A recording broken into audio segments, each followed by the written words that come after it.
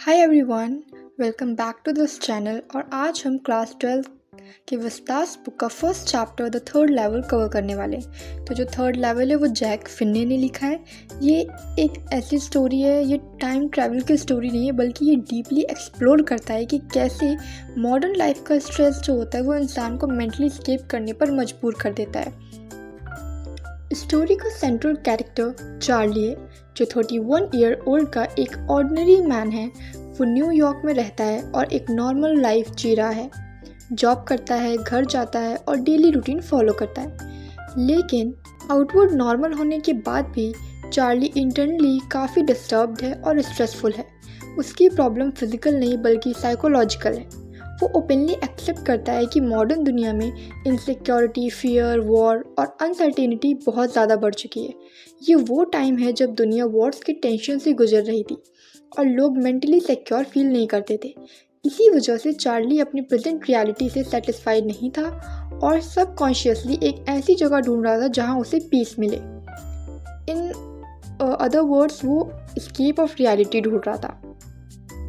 तो अब यहीं से स्टोरी की कोर थीम यानी कि एस्केप फ्रॉम रियलिटी स्टार्ट होती है। जब इंसान रियल लाइफ में प्रेशर फील करता है तो वो मेंटली एक अल्टरनेट वर्ल्ड क्रिएट कर लेता है जहां वो अपनी डिज़ायर्स फुलफिल कर सके। अब चार्ली के केस में भी एग्जैक्टली यही हो रहा था। वो कॉन्शियसली शायद रियलाइज़ ना करे, लेकिन उसका जो माइंड था वो एक ऐसी दुनिया इमेजिन कर रहा था जो उसके लिए सेफ़ और कंफर्टेबल हो, जहाँ उसे पीस मिल सके, जहाँ उसे इस मॉडर्न दुनिया की वॉर, इनसिक्योरिटी, फियर, अनसर्टेनिटी, इन सब से छुटकारा मिल सके। चार्ली का जो कनेक्शन है वो ग्रैंड सेंट्रल स्टेशन से बहुत इंपॉर्टेंट है इस चैप्टर में। एक दिन वो अपने घर जाने के लिए लेट हो रहा था और उसे अपने घर जाने की जल्दी थी। अब वो अपनी वाइफ लुइजा से मिलना चाहता था, इसलिए उसने बस ना लेकर सबवे लेने का डिसाइड किया। तो अब वो ग्रैंड सेंट्रल स्टेशन जाता है सबवे लेने के लिए। तो ग्रैंड सेंट्रल स्टेशन में अगर आप सर्च करोगे तो वहाँ पे सिर्फ 2 लेवल्स हैं। जो ग्रैंड सेंट्रल स्टेशन का फर्स्ट लेवल था वो सिटी के अंदर ही सबवे चलाता था। तो उसका जो घर था वो सिटी से थोड़ा बाहर था, इसलिए वो सेकंड लेवल पर जाता है सबवे लेने के लिए। और जब वो सेकंड लेवल पे जा रहा होता है तो वो एक नई जगह पे चला जाता है जहाँ पे उसको नए तरह के कॉरिडोर्स वगैरह मिलते हैं। क्योंकि क्या है ना, ग्रैंड सेंट्रल स्टेशन में बहुत मल्टीपल कॉरिडोर्स, टनल्स और लेवल्स हैं जहाँ इजीली कोई भी इंसान कंफ्यूज हो जाता है। और अब जो चार्ली होता है वो एक्सीडेंटली एक अननोन कॉरिडोर में चला जाता है जहाँ से वो एक ऐसे लेवल पर पहुँचता है जो ऑफिशियली एग्जिस्ट ही नहीं करता, जिसका नाम जो ऑथर है उन्होंने दिया है the third level at the grand central station. अब ये जो मोमेंट है वो स्टोरी का टर्निंग पॉइंट होगा यहाँ पर। अब यहाँ पर हम कह सकते हैं कि ये जो मोमेंट है पूरा, ये सिर्फ और सिर्फ एक फिज़िकल मोमेंट नहीं है, बल्कि कह सकते हैं कि ये एक मेंटल ट्रांजिशन भी है फ्रॉम रियलिटी टू इमेजिनेशन। अब जब जो चार्ली होता है वो जब थर्ड लेवल पर पहुंचता है तो उसको तुरंत जो है इन्वायरमेंट में बहुत सारे चेंजेस फील होते हैं, बहुत सारे चेंजेस उसको देखने को मिल रहे होते हैं। अब यहाँ पे जो चेंजेस मैं बताने जा रही हूँ ये बहुत ज़्यादा इंपॉर्टेंट है एग्ज़ाम पर्सपेक्टिव से, तो इसे ध्यान से सुनना। वहाँ की जो लाइट्स होती हैं वो डिम और येलोइश होती हैं, फ्लिकर कर रही होती हैं। वहाँ पे जो गैस लाइट्स थी वो गैस लाइट्स थी, ना कि आजकल की इलेक्ट्रिक लाइट्स थी। जो वहाँ पे टिकट काउंटर्स थे वो वुड के बने हुए थे और बहुत ही कम टिकट काउंटर्स थे। जो वहाँ की ट्रेन थी उसमें भी बहुत ज़्यादा कम गेट्स थे, बल्कि अगर आज की ट्रेन हम देखते हैं तो उसमें बहुत सारे गेट्स होते हैं, पर जो चार्ली ने वहाँ पर ट्रेन देखी उसमें बहुत ज़्यादा कम गेट्स थे, जिससे उसे पता चल रहा था कि इसी थॉट के साथ चार्ली जल्दी से टिकट काउंटर जाता है। क्योंकि उसे गेल्सबर्ग इलिनॉइस की टिकट चाहिए थी। वो हमेशा से ही गेल्सबर्ग जाना चाहता था क्योंकि 1894 के टाइम पे गेल्सबर्ग एक बहुत ही ज़्यादा सिंपल और पीसफुल जगह हुआ करती थी।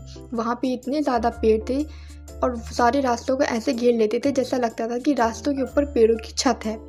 वहाँ पे जो मेन होते थे वो शाम को सिगार फूंकते थे और उनकी जो वाइफ्स होती थी वो आके उन्हें पाम लीव से हवा करती थी।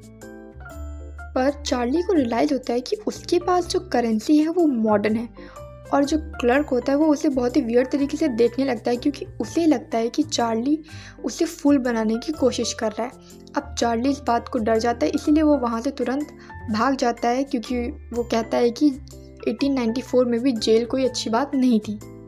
अब ये सोचकर वो वहाँ से चला जाता है।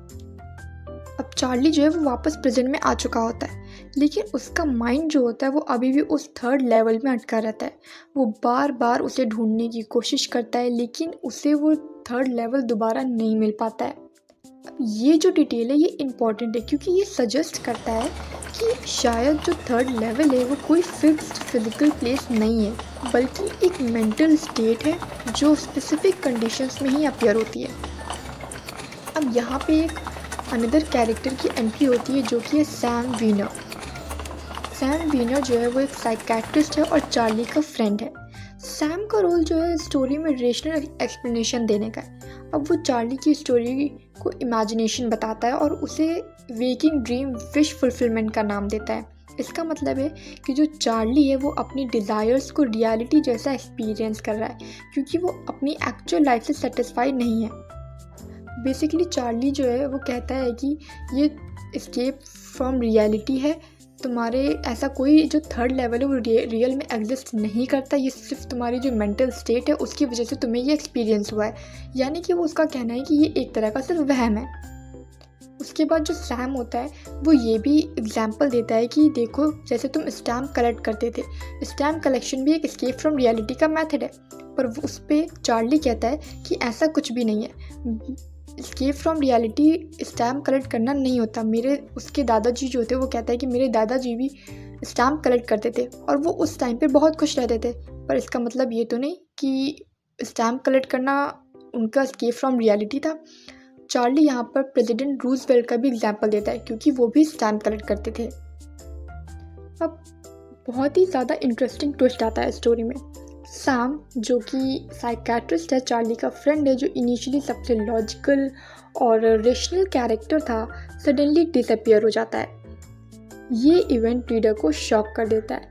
अब सैम के एक्सप्लेनेशन पर डाउट क्रिएट करता है। अगर थर्ड लेवल सिर्फ इमेजिनेशन था तो सैम का डिसअपियर होना कैसे एक्सप्लेन होगा।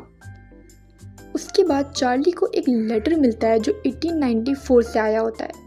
वो सैम ने लिखा होता है। लेटर में सैम लिखता है कि उसने थर्ड लेवल फाइंड कर लिया है और वो गेल्सबर्ग में हैप्पीली रह रहा है। वो चार्ली को भी वहाँ आने के लिए इनकरेज करता है। ये लेटर चार्ली के स्टैम्प कलेक्शन में मिलता है, जिसमें एक ओल्ड स्टैम्प यूज़ हुआ होता है। ये डिटेल इस बात को और ज़्यादा मान लो ऑथेंटिक बनाता है। सैम बेसिकली चार्ली से कहता है कि थर्ड लेवल सही में एग्जिस्ट करता है और वो वहाँ गेल्सबर्ग पहुँच चुका है, उसे वहाँ बहुत ज़्यादा मज़ा आ रहा है। इसलिए वो चाहता है कि चार्ली और उसकी वाइफ जो लुइजा है वो भी थर्ड लेवल को ढूंढना ना छोड़े, क्योंकि अगर थर्ड लेवल उन्हें बहुत मेहनत के बाद भी मिलता है तो वो वर्थ इट है। उसी बात पे चार्ली सोचता है कि गेल्सबर्ग में चार्ली ने अभी तक अपना ग्रेन का बिजनेस खोल लिया होगा, क्योंकि 1894 में तो साइकेट्रिस्ट की कोई नीड नहीं होगी और चार्ली को हमेशा से अपना ग्रेन बिजनेस स्टार्ट करना था। सो ये थी आपकी स्टोरी द थर्ड लेवल, और आपको कैसी लगी आप कमेंट में ज़रूर बताइएगा।